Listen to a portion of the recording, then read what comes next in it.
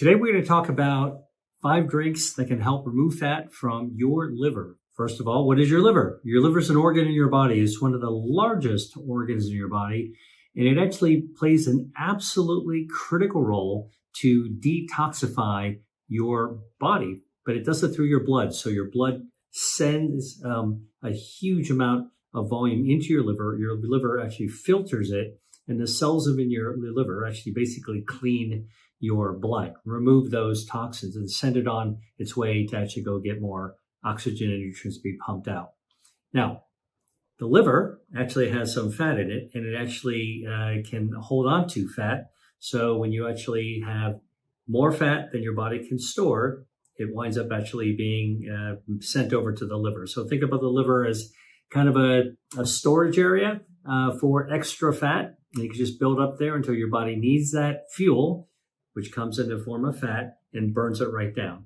All right. So we're going to come into this a little bit more, but your liver's basically main function is to cleanse and detoxify your body. So what's the connection between fat, body fat, and liver, like liver fat? So I'm going to actually walk you through what happens when you actually eat and how your liver plays a role when it comes to fat. When you actually eat food, all right, whatever it is, even healthy foods, you're eating your food, you're chewing it, it's going down into your system, you're digesting it. Your metabolism, your body's hardwired to take the energy from the food that you've eaten and store it in your muscles, use it in the blood, and anything extra can be stored into body fat. The body fat can store it anywhere. It can store it under your skin, subcutaneous fat. It can store it into the center of your body. Okay, the tube of your body can have fat. It's called visceral fat. A little bit of visceral fat is normal. It's a storage area. A lot of visceral fat is dangerous. It doesn't matter how big you are. You could be real thin and have a skinny tube of your body, but it can be packed with fat. And so then you're active, you're using up the energy, you're burning down the fuel, all right, until it's time to load up again on your fuel. So think of your body like a car. You kind of alternate between going fast, going down a road to do your business, versus looking at the fuel tank and it's low and you got to fill up again. Filling up is like eating. When you eat it, you store it into your fuel tank, all right, just like a car at a filling station. And in the case of your body, energy is actually stored in body fat until you burn it right down. All right. Now, what happens if you actually start to accumulate fat, more and more fat? Well, fat is accumulated in cells called adipocytes. All right. These are special fat cells that you're born with. In fact, it's one of the early cells that forms in your body. And it's critical because adipocytes or fat cells are fuel tanks for your body. Now, unlike a fuel tank in a car, which is made out of metal and very rigid, the adipocyte or fat cell is stretchy. So you can actually take a fat cell, load it up with fat, and it can stretch up to 3 times its size, 300% larger. And if you do that over and over and over again, you can kind of see how your body would start to swell. And that's actually how fat grows. Now, when your body's actually burning fuel, you're exercising, you're in motion, what happens is that the body will draw down that fuel that's stored. And in fact, it even does it when you're not in motion. When you're sleeping, your body will start to burn down that fuel as well at night. All right. So whenever you're not taking in calories, you're not eating, your body's actually going to switch gears and start to burn down that fat. All right. When you exercise or in your motion, you're going to burn it down even faster. So that's how body fat is built up. That's how it's actually burned down. And that's just part of the cycle of life. Now, when your body fat actually is filled up, so let's say you're eating and overeating, that's actually one of the most common causes of fat accumulating in your liver. You're eating too many calories. Those calories are going into your stomach. They're being absorbed in your bloodstream. And now you got to store them. You store them in the body fat. Remember I told you, single fat cell can swell 3 times its size. And then the next fat cell needs to get stored up and it will swell 3 times the size. And then the third one swelled up 3 times the size over and over again. As you're actually loading up on your calories, all right, with overeating, you're way overloading on the fat. The fat is building up oh man, you're kind of run out of fat. So what it does is it calls on your stem cells in your fat to make more fat cells. Now, when I went to medical school, I was always taught by my professors that you're born with all the fat you're ever going to have. That's not true. We now know with more modern research that in fact, fat can actually generate more of itself. All right. When it needs to through these stem cells. So energy into your body gets stored in fat. Fat can expand, and then fat will shrink when you're actually burning down the energy. But what happens if you keep on overeating way more than you're actually burning it down, right? So think of this like a sink, right? The sink in your bathroom or your sink in your kitchen.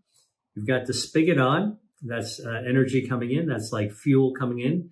You got a drain, removing the fluid. That's actually burning away that energy, all right? So a couple of things that can happen. If there is a blockage in the sink, there's no outflow, guess what? Then you can just eat regular amounts of food, put regular amounts of water into your sink, and it'll build up, and overflow. This is what happens when you actually have liver failure, and livers can fail when they're full of fat. When livers are full of fat, they're not functioning properly, and you're not able to burn down that fat because there's so much fat in it. And so now, when the more fat you eat, it just keeps on swelling and building up. All right. Now, the other thing that you can actually do to overwhelm your sink is if you put on the spigot on full, all right, and the drain doesn't change, and you walk away, and now your water level goes up. It's the same thing in your body.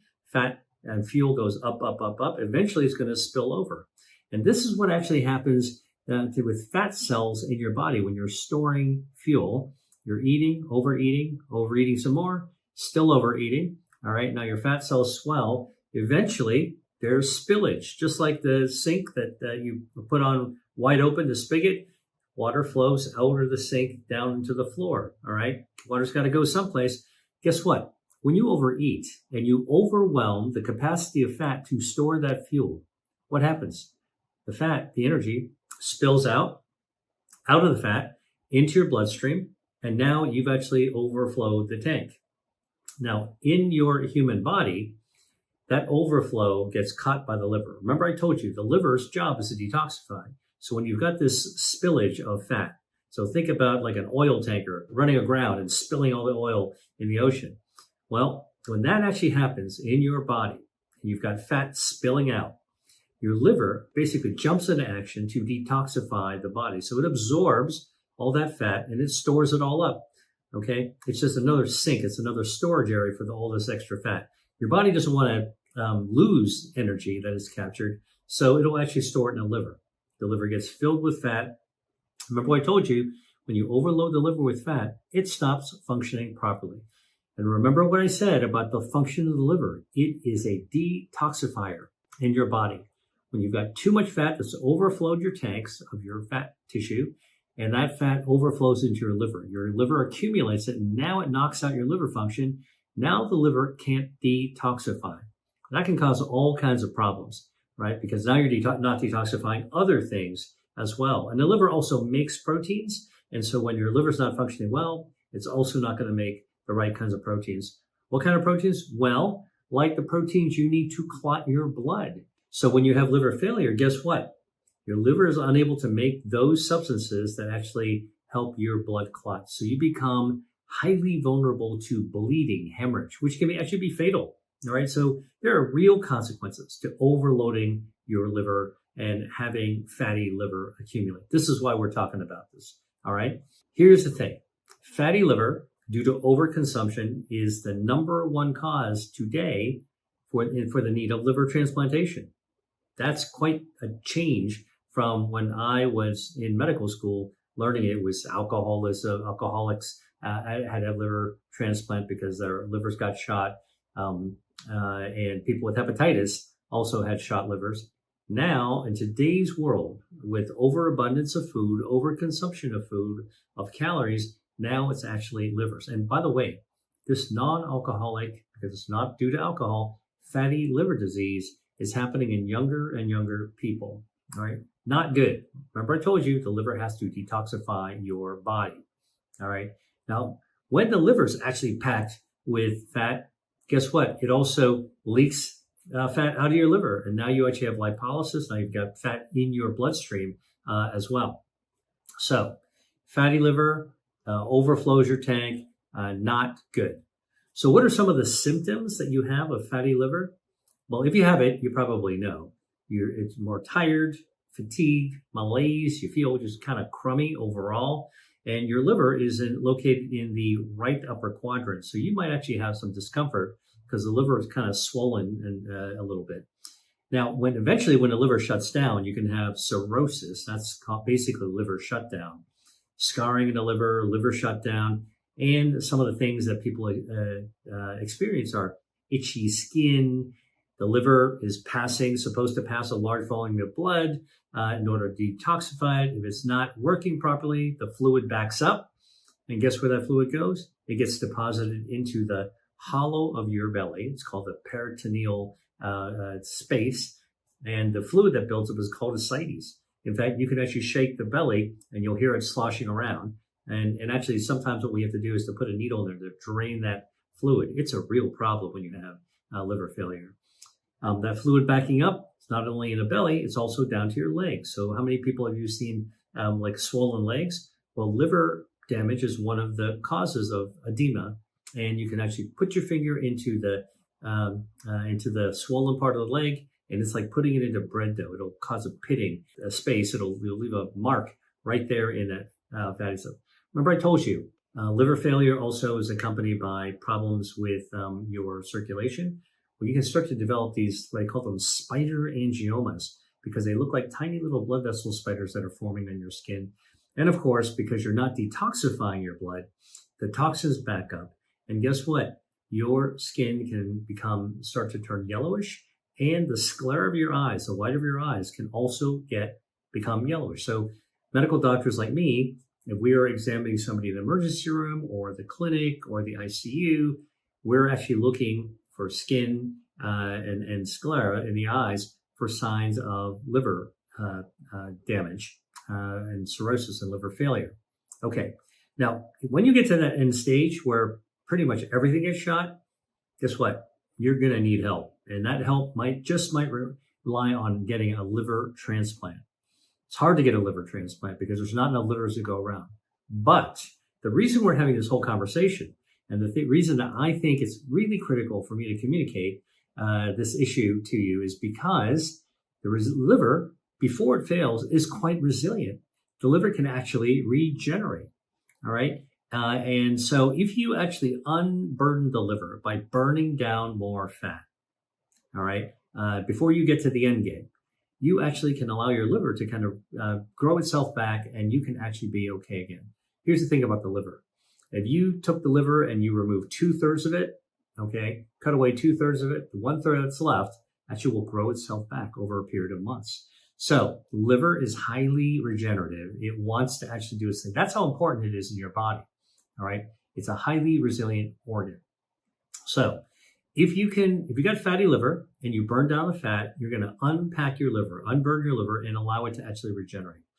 If you are on your way to a fatty liver, or you want to avoid a fatty liver, you definitely want to actually burn that fat away. All right. And that's really, really critical. So let's talk about the 5 beverages that you can actually drink to unburden your liver by burning away body fat, harmful excess body fat. Beverage number 1, green tea. Here it is again, the ubiquitous green tea when it comes to health. What's in tea? What's in green tea? It's got a polyphenol, a catechin called EGCG, epigallocatechin 3 gallate, EGCG, all right? And you know what EGCG does? It does a lot of things, okay? But in this case, for burning down fat, it activates brown fat thermogenesis.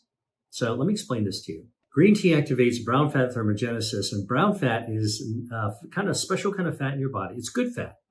It's not wiggly jiggly. It's not under your arms. It's not under your chin. It's not your muffin top. Brown fat is wafer thin, and it's plastered around your neck, a little bit behind your breastbone, between your shoulder blades, a little bit in your belly. And when brown fat is activated, and green tea will activate, the EGCG will activate the brown fat, what that does is it fires up kind of like a space heater, all right? And when it fires up like a space heater, It's going to require energy to create heat. Thermogenesis is creating heat, all right? And in order to create that heat, that energy that brown fat uses is drawn from excess body fat, like visceral fat, all right? So this is actually a way to turn on good fat to burn down bad fat. And it's a way of actually lowering overall excess harmful body fat in your body. Green tea can actually do this. Another analogy that I often give for brown fat, what it does, thermogenesis. If you have a range in your kitchen, right, and a gas range, what do you do when you want to heat up a pot of water or cook some soup? Go to the range, you turn on the knob, the dial, and you go click, click, click, click, whoosh, right? That's what happens. Now you can put the pot on, you can boil it.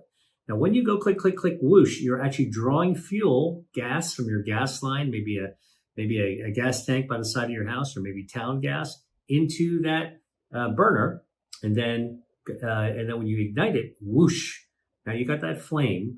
That's exactly like what brown fat actually does, and it's burning down the fuel from your excess white fat. Okay, that's bad fat. Good fat versus bad fat. Green tea can actually do that. Now, how do we know that it actually works? Well, this has been studied in the laboratory, and green tea and EGCG can actually have that effect on brown fat when you study it in the microscope in the lab. But more importantly, it works in the clinic. It works in real people.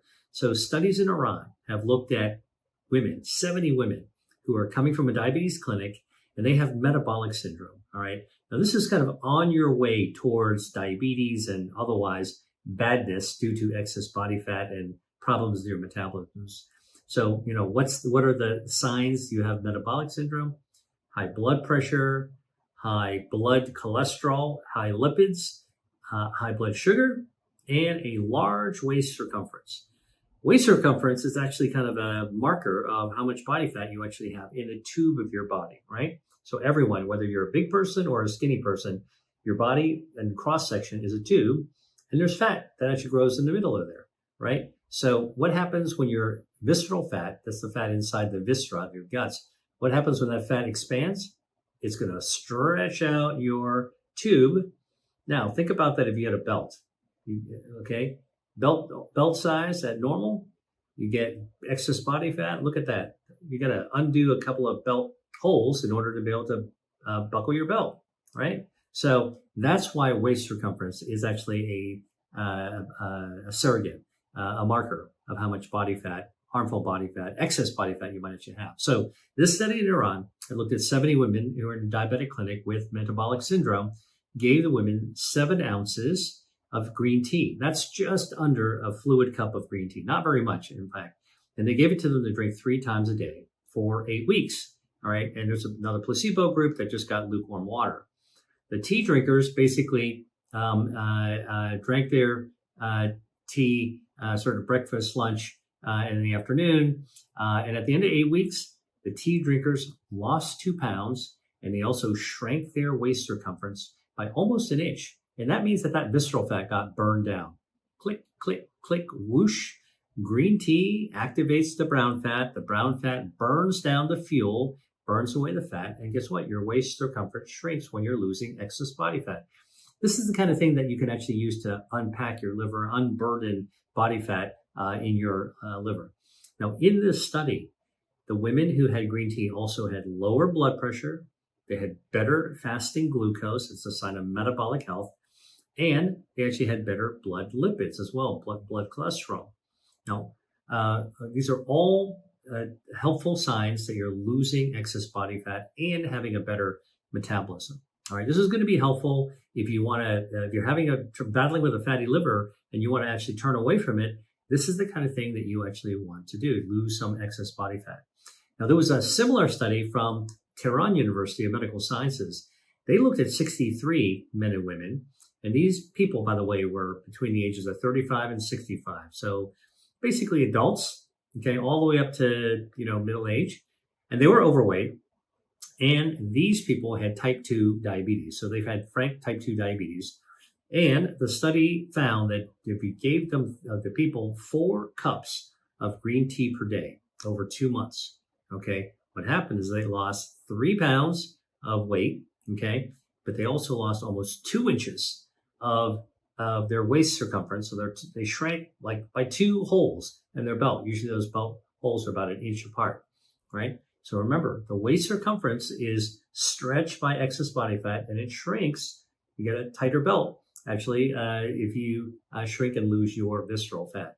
Now, these T studies were not done in people with fatty liver, but the principles are the same. Fatty liver, you got way too much fat in your body. You can burn it off by eating, by exercising, by motion. You can also eat a little bit less. But if you want a little extra help with beverages, green tea is one of those that can actually help you burn down harmful body fat, okay? And by the way, it's not just green tea. Turns out, if you are a tea lover, most people like green tea, but if you want to try other teas that are also effective, here's some good news for you. It turns out that you can improve your metabolism and burn down harmful body fat with matcha tea. That's the kind of bright green tea that you would actually get at a sushi bar, for example. And by the way, matcha is an exceptional tea because while green tea is like the tea leaves steeped, right? So you take the whole leaves, you put them in a bag, or you put a loose leaf, and all the good stuff, the polyphenols, the EGCGs dissolving out of the tea leaf into the water. With matcha, you take the entire leaf and ground it into a powder and stir that in. So you get the entire leaf. You get all the EGC, all the polyphenols, and you get all the dietary fiber as well. Good for gut health, good for metabolic health, helps you burn fat. And so matcha is another tea that's been shown to be fat lowering. Oolong tea is another tea. All right. And if you know what oolong tea is, you probably nod your head and say, hey, that's my favorite. Now, oolong tea is a kind of tea that you will often get in a Chinese restaurant. It is not green, bright greens, doesn't look grassy. It's got a little bit of an oxidized taste because it's slightly oxidized. It's not a black tea, not English breakfast tea, but it also still has EGCG, the catechin that actually helps you burn off extra body fat.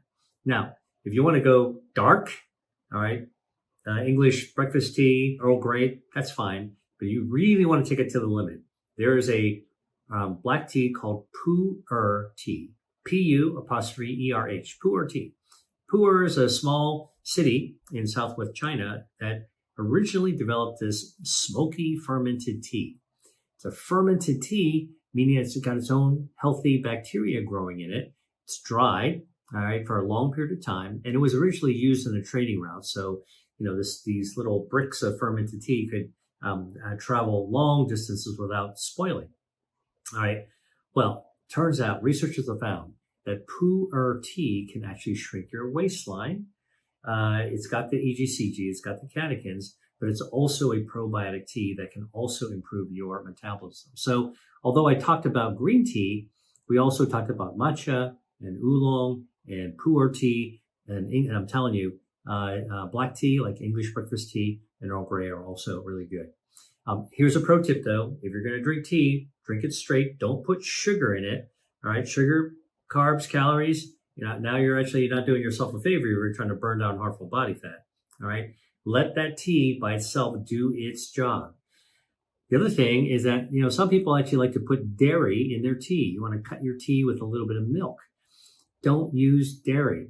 And the reason is this, dairy from cows have dairy fat, and the dairy fat forms little soap bubbles that bind up the polyphenols.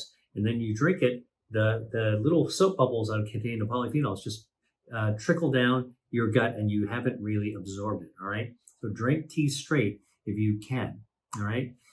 If you want to cut it with something, cut it with nut milk. Almond milk is fine. Soy milk is fine. They don't actually form those types of bubbles. Beverage number 2, coffee, my favorite, all right? Now, coffee has been studied a lot for metabolism. It's definitely helpful for metabolism. It definitely burns body fat. And the way that coffee does this is that it activates brown fat thermogenesis, just like green tea. So coffee with chlorogenic acid, one of its bioactives, activates your brown fat. That's the useful fat around the side of your neck, behind your breastbone, a little bit behind your shoulder blades, a little bit in your belly, and it fires it up. Click, click, click, whoosh. And then your brown fat is generating heat and it's powering itself with fuel and it's stealing from your visceral fat, your harmful fat. Activated brown fat burns down harmful, unwanted fat, unburdens your body of fat.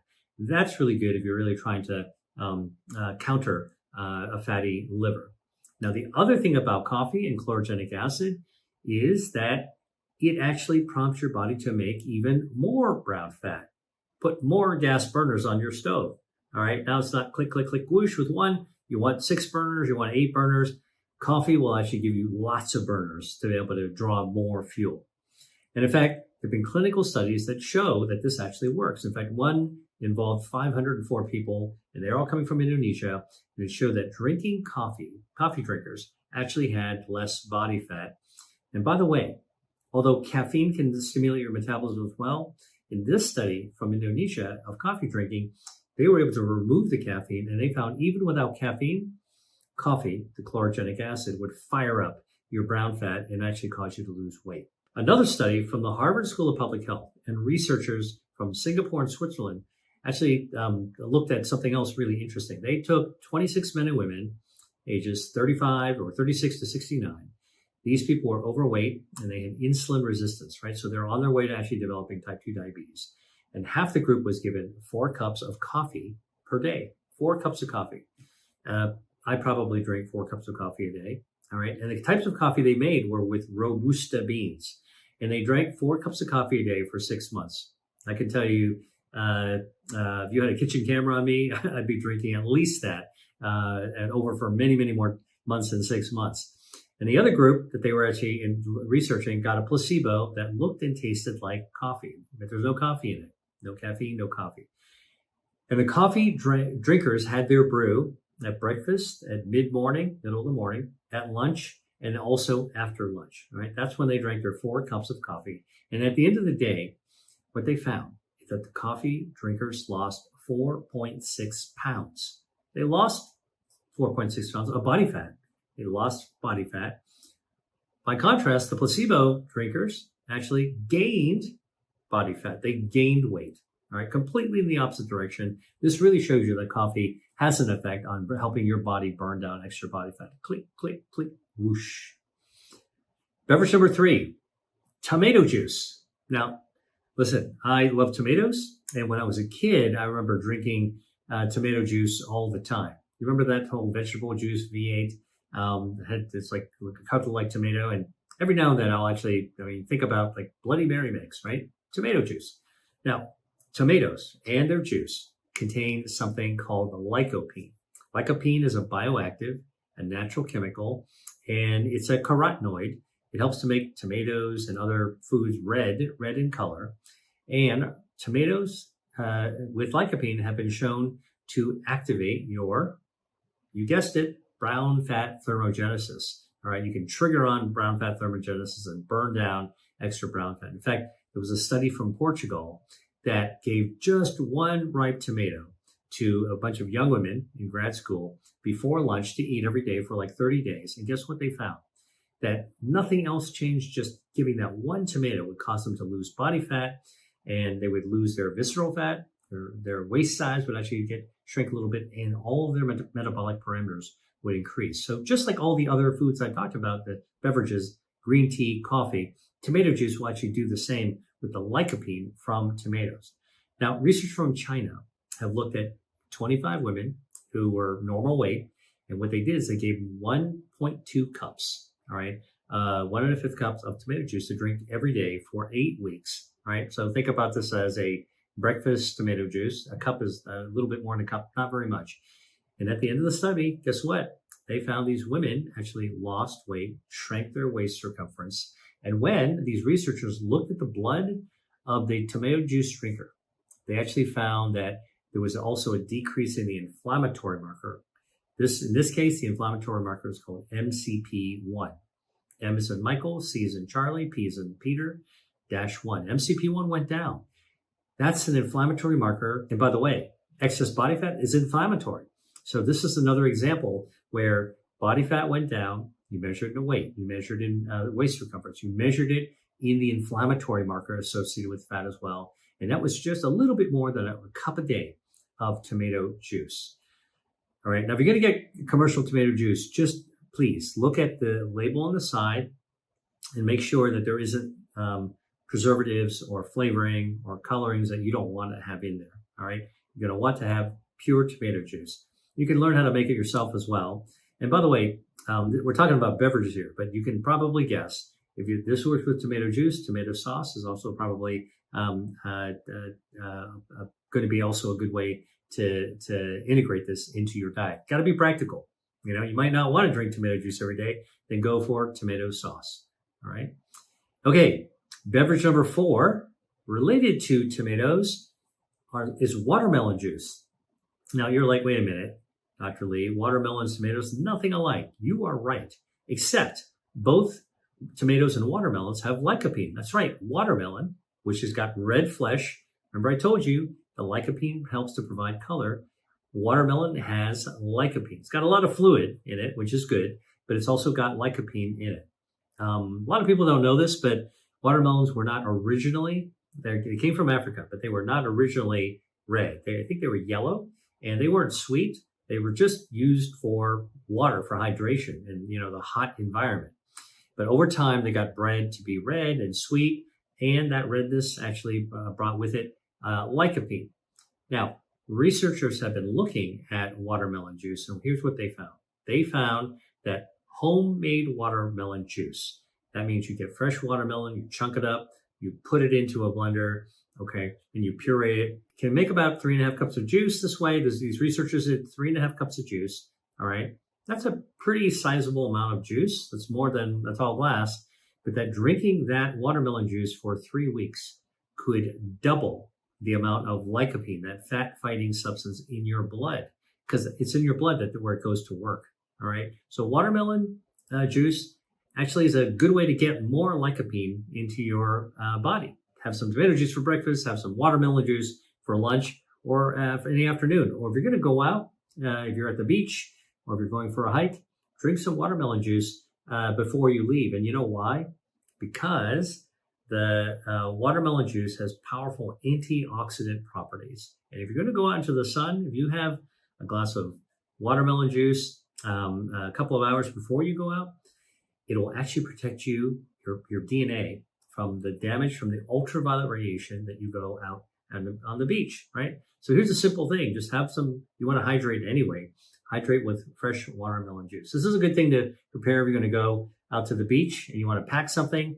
Again, if you're going to buy commercial store-bought watermelon juice, please look at the label. Most commercial watermelon juices have a lot of other things besides watermelon juice, all right? They got some watermelon juice, some real watermelon juice, but they've got sometimes artificial coloring, sometimes added sugar, sometimes preservatives, sometimes other juices. No, you want to go for the pure one. So make it yourself if you want to. Let's pick up a watermelon next time you're at the grocery store and keep it on your counter. And then when you're actually ready to make the juice, it's sitting right there. All right. By the way, the other thing about watermelons and watermelon juice that's healthy, this is like an extra credit benefit for you, is that watermelon flesh has something called citrulline. That's citrulline, citrulline, which your body uses to make a substance called nitric oxide. Nitric oxide is absolutely critical for your health. And the more you actually have citrulline, the more nitric oxide your body's going to have. I'll tell you what nitric oxide does. It actually causes your blood vessels to dilate, relax. Guess what that happens then? Your blood pressure goes down. And the other thing that nitric oxide does is it actually helps to pave and maintain your blood vessels. So inside your blood vessels, your circulation, got 60,000 miles worth of blood vessels in your body. They all respond to nitric oxide. The nitric oxide will actually call up stem cells that will look around and look in your blood vessels, and anywhere there's a pothole or damage, it'll actually replace it. All right, so it regenerates your blood vessels. Nitric oxide is a regenerative substance. So watermelon juice containing citrulline can actually give you that benefit as well. Hello there. Just a quick note. I have another free resource I want to share with you. 5 of my favorite Mediterranean foods to fight fat. Listen, I don't personally follow any special diet, but I do follow a food approach. I call it the Mediterranean way because it brings together the healthiest cuisines from two parts of the world that live really long and well, the Mediterranean and Asia. And I put together a list of 5 specific foods that you can add to your plate, Mediterranean style, so you can optimize your metabolism and fight harmful body fat. Download it for free right now from the description below. Now, back to the video. Again, make it yourself. You're going to get store-bought. Just be really careful because most of the watermelon juice that I've ever seen in a grocery store is packed in plastic. Now you got microplastics to worry about, and it's got a lot more than watermelon juice in it. It's got added sugar, and you want to avoid that if you're trying to actually unburden your liver from fat. All right. Now, the 5th beverage is drinking water. All right. Drinking water is the most popular beverage in the world. Number 2 is tea. Number 3, I think, is coffee. All right. And clinical studies have taken a look at what happens when you drink water. It's more than you think. Like, water is good for hydration. All right. But it turns out that if you actually drink water, a couple of things happen. First, it stretches your stomach out when you're drinking water before a meal. And when your stomach's stretched out, it sends a signal to your brain, hey, we're kind of filled up here, so don't get too hungry. So you can actually blunt your appetite just by drinking water before a meal. That means less calories are going to go in. All right, so drinking water actually can provide that. The other thing that's really interesting is that drinking water triggers thermogenesis. Now, this has been studied. We believe that it's because there's temperature sensors that are in our stomach. So you drink water, glug, glug, glug, goes down into your stomach. It's sitting in your stomach. Guess what? Water tends to be cool or cold. It activates the temperature sensors in your stomach, and all of a sudden your body goes, whoa, near my core, I got cold water. I got to fire up. I got to fire up to heat it up because I don't want to have a cold core. What does that firing up mean? Thermogenesis. All right. And so researchers in Germany have looked at this. They actually found that drinking just 2 cups of water caused an increase in metabolism by 30%. Increased metabolism by 30%, you're burning down fat. You're actually firing up your thermogenesis. Brown fat fights white fat. Good fat fights bad fat. You're burning down fat. And now you're actually in better shape. This is just drinking water, all right, just to warm yourself up. Plus the idea of stretching out your stomach so that you're going to be feeling more full, so you'll be less tempted to overeat. Remember, the number 1 cause of fatty liver in this country is actually overeating. So this is a good way water actually helps to circumvent that, counter that. So now this whole thing about drinking cold water and your body having to heat it up to actually body temperature in order to not freeze your core, scientists have actually calculated this. If you drank 6 cups of water every day for a year, 6 cups of water every day for a year, you would burn, on just to warm that water up, you burn 17,400 calories just for warming up that water. All right. And that's the energy equivalent of 5 pounds of body fat. That's what we're talking about here. Water fills you up as well, so you're less likely to eat. And then on top of that, it actually requires some energy, some fuel that you can burn away some of that excess body fat in order to be able to warm it up. Now, the other thing about water, if you're actually dealing with a fatty liver, you want to really watch out for is to stay hydrated. Remember I told you that the liver's main role, big role, is actually to detoxify your body. And if you have liver problems, liver failure, or you've got fatty liver, and you are dehydrated, all right, now you're dehydrated, all those toxins that are not getting purified in your body are getting concentrated. Now you're going to run out through the liver. That's going to be even more painful for your overall health. So staying hydrated dilutes out anything, your blood, okay, in terms of toxins, and is actually better and easier, as a wise thing to have when you actually have fatty liver. In fact, that's just something that you should be doing anyway, is hydrating. But if you've got fatty liver, you definitely want to actually drink water to be able to prevent dehydration. All right. Here's one more thing that I got to tell you as a pro tip. If you're getting water from a store, most likely you're buying plastic water bottles, right? You're going to go for a hike. What are you going to do? You're going to get a 6-pack of bottled water.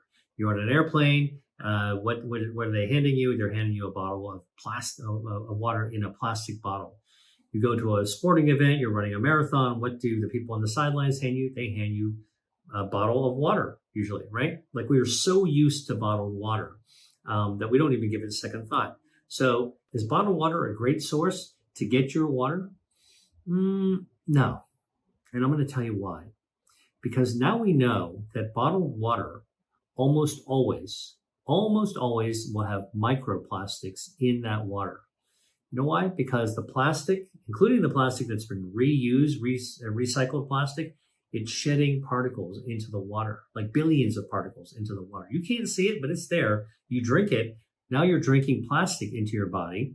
All right. We now know that, it's very hard to avoid plastic. But we now know that if you look in blood, you can actually find plastic. If you look in heart tissue, if you look in blood vessels, if you look in blood clots, if you look in the narrowing of the atherosclerotic arteries, okay, and pick out the plaque and look inside it under the microscope, we'll find microplastics. They've even found microplastics in men's testicles, okay, embedded in your testicles. That's not a good thing, and it's invisible.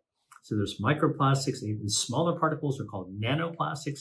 And we didn't used to worry about that. In fact, I would say even a year ago, I would have told you, we don't have enough evidence yet to know that microplastics are actually harmful. So it's probably okay, but cut down your plastic. Now, more recent data shows us microplastics are definitely harmful. In fact, a study from Italy looked at men who were in the hospital having to have surgery to remove blockages from their arteries, neck arteries, right?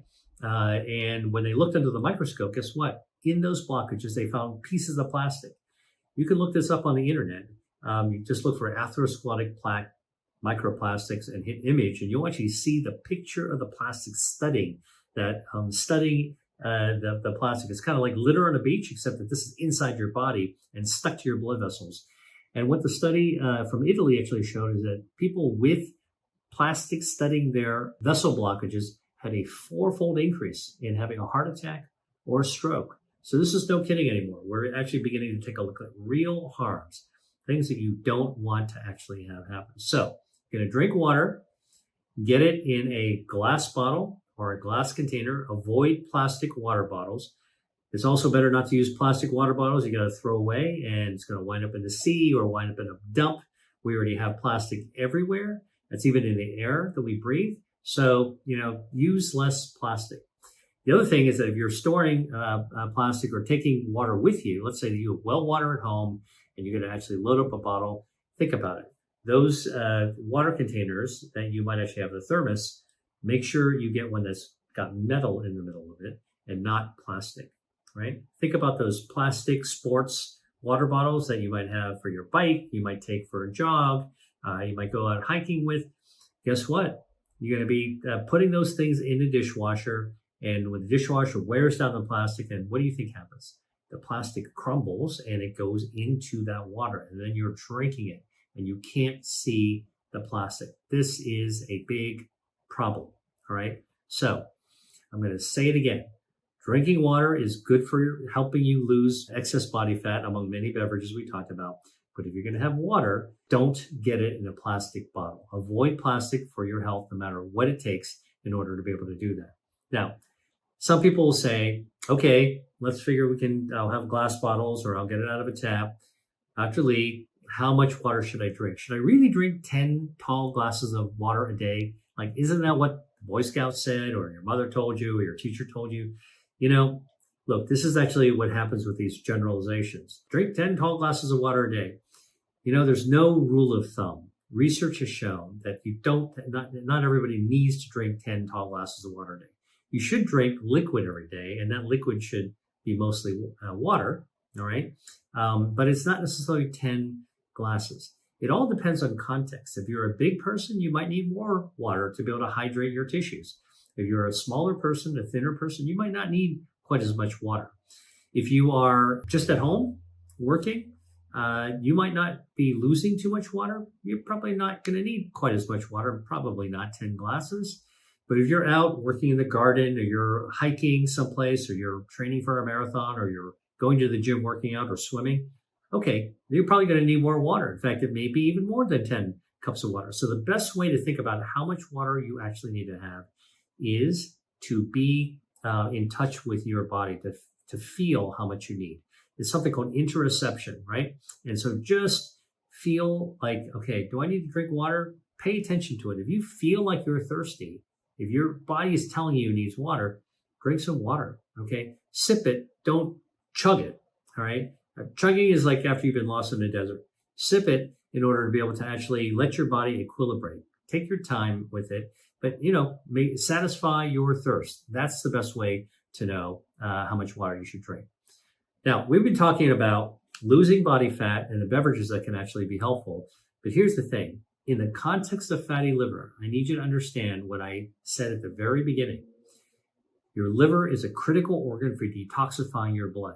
When you've got a fatty liver, you're pretty far down the road in terms of having a health impairment, right?